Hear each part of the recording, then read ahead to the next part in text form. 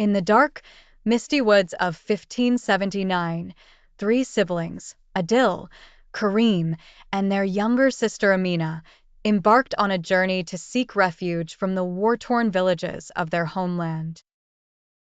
Adil, the eldest, was a strong and courageous young man with a scar that stretched from his temple to his chin, a mark from a past battle.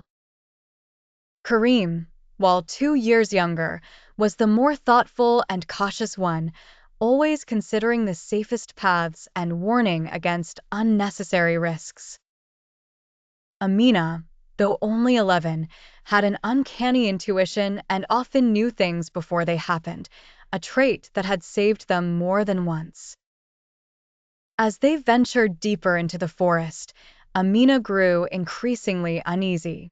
She whispered to her brothers, "I feel like we're being watched."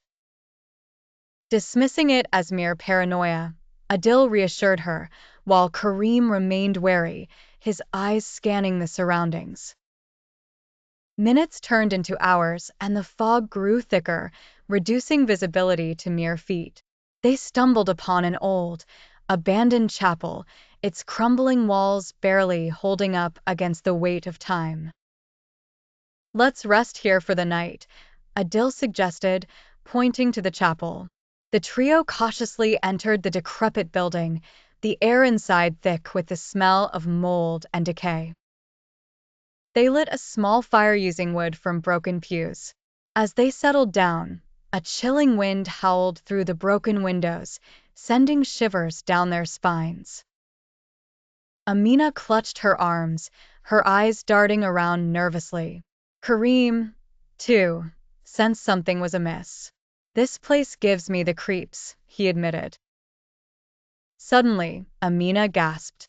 "Look!" She pointed to an old painting hanging crookedly on the wall.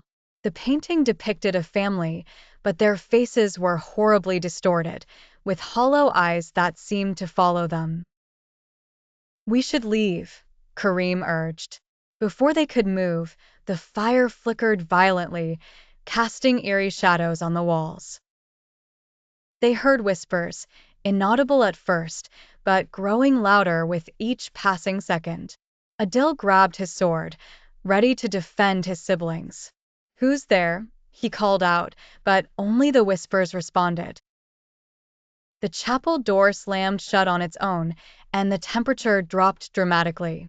Panic set in. Amina began to chant a prayer their mother had taught them, hoping for protection. The whispers turned into sinister laughter. Out of the shadows emerged a figure cloaked in darkness, its face concealed by a hood. The siblings huddled together, their hearts pounding in sync. "Leave while you still can," the figure warned in a voice that seemed to echo from the grave.